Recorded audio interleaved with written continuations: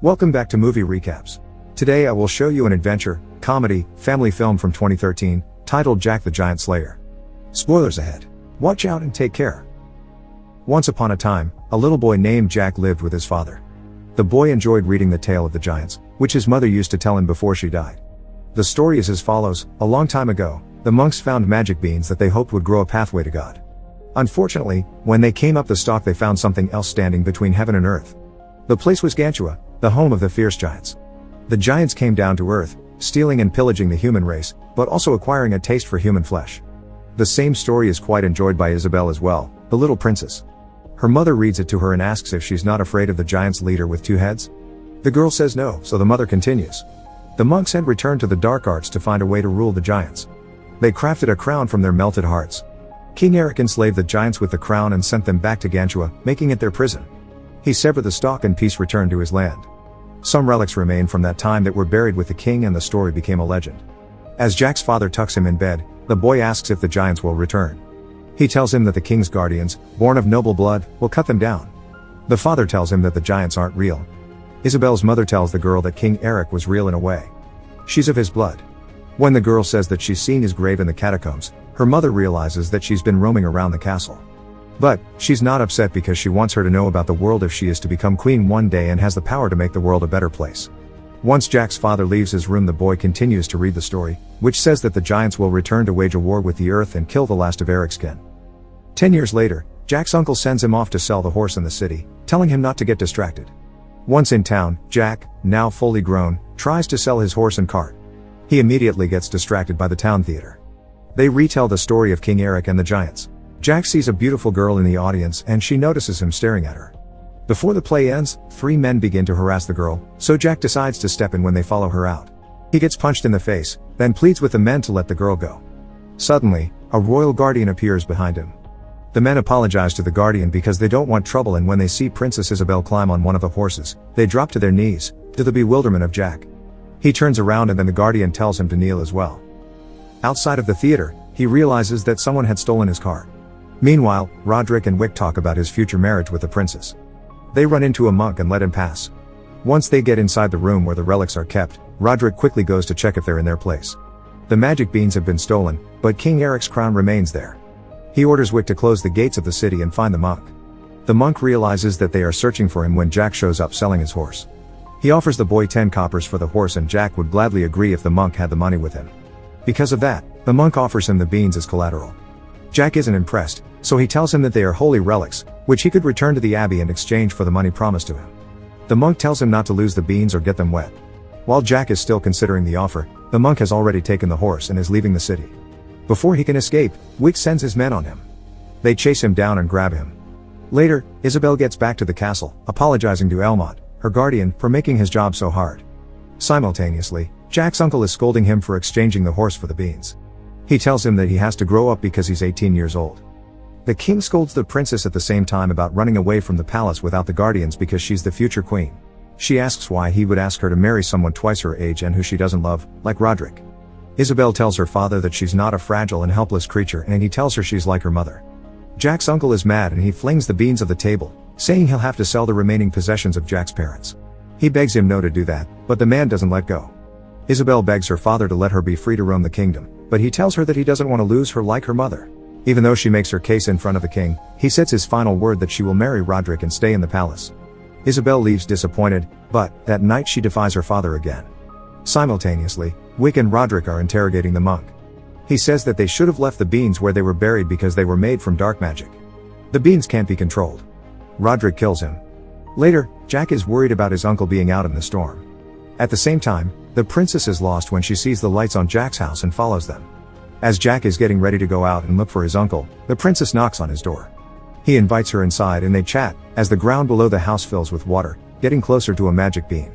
Jack and Isabel talk about books and adventures. He tells her that he got into a fight in the princess's honor at the market, both pretending that they don't recognize each other. Jack asks her what she's running away from.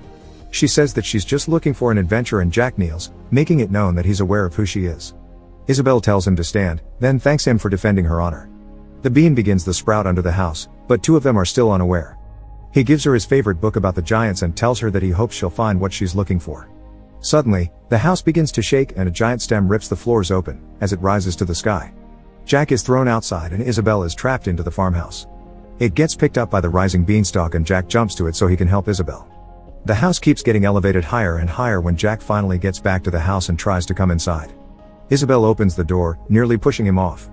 He grabs her hand but still falls down the beanstalk, taking her mother's bracelet with him. Jack manages to arrive safely back down at the foot of the stalk but passes out. The following morning, the king wakes him up and asks him why he has his daughter's bracelet. Jack gets recognized by Elmont from the market and is allowed to explain what happened. Both him and Roderick will help the Guardians find and rescue Isabel. Later, the men are making their way up the stalk. Roderick is clearly up to something. Jack asks Elmont what he thinks is up there, but the Guardian doesn't believe in giants. He tells the boy that he shouldn't be doing this to impress the princess because even if she didn't marry Roderick, she could never marry a commoner like him. Craw, the other Guardian, helps Jack get to the other side of the stalk, but the boy unfortunately falls. They save him and keep climbing the massive beanstalk, losing people on the way at the behest of Roderick and unbeknownst to Elmont. Only 6 of them remain. The next day, they awake to realize that they have reached the top of the beanstalk. Since the princess isn't in Jack's house, they enter the world of the giants searching for her. As the Guardians begin the pursuit, Roderick stops Jack and threatens him for the rest of the magic beans. He gives them the purse and is threatened not to say a word. Jack keeps one of the beans and puts it in his locket. Elmont and Craw find a clue that Isabel has left to find her way back. Craw and the others follow Isabel's marks when suddenly Jack finds the book that he gave her, saying to the rest that she must have hidden there. They see some broken branches and Jack supposes that something big pulled her out of her hiding place and that she must be in trouble. Elmont orders the men to split up into 2 groups. He, Craw, and Jack find some sheep and try to catch one when they set off a trap. Elmont begins to cut them out when he notices something approaching. Once they are out, they hide from that which approaches, a giant. It eats a sheep whole, then catches Craw's scent and finds him. The man runs, but the giant gets to him in a few leaps. As it's getting prepared to eat Craw, Elmont runs up to him and stabs him, just to get knocked out. The giant grabs them both and takes them away. Jack follows it. Meanwhile, the other group gets to a waterfall, so the Guardian tells Roderick to sit and rest while he finds another way around. They trick him and push him off the cliff. Suddenly, a giant grabs Wick and eats him. Another giant appears, but Roderick gets to the crown in time and manages to save himself. Jack has followed the giant into one of their cities. Simultaneously, Isabel is being kept prisoner by a giant, who questions her about how she got there. She won't answer. When it asks her about others coming for her, she says that she's alone. But the 2-headed giant, General Fallon, knows that Isabel is a descendant from King Eric. He shows her around to his men, saying that the humans have returned. Suddenly, the other giant brings Craw and Elmont there as well. The leader of the giants questions the 2 of them and when Craw antagonizes him, it eats him. Jack follows the commotion in the giant city but has to hide from 2 giants before he gets there. The general threatens Elmont that he'll eat Isabel if he doesn't answer his questions and argues with another giant over the right to do that when Roderick suddenly shows up wearing the crown. All the giants kneel to him, even the general. Elmont is happy when he shows up, but Roderick just takes the throne. To both his and Isabel's surprise, Roderick orders the giants to fight for him as their king and take over the earth as his army. He tells them to prepare for battle at dawn. General Fallon doesn't like that. Meanwhile, Jack finds the room with all the loot the giants have stolen. Then takes a look at the city and hears Isabel beg for her life as she's being taken away. She and Elmont are being prepared to be eaten. Jack arrives to save them while the giant cook looks for something. He can't get Isabel out, so he goes over to Elmont and gives him a knife. The giant comes back, almost killing Elmont with a giant pick, then puts him in the oven. Before he gets cooked, Jack climbs over to get him, while he lets himself out of the dough. Suddenly, the giant pulls Isabel out of the cage and gets ready to chop her up, when Jack takes one of the cooking knives and stabs him with it. Elmont releases himself and Isabel hides, as Jack remains dangling on the giant's back.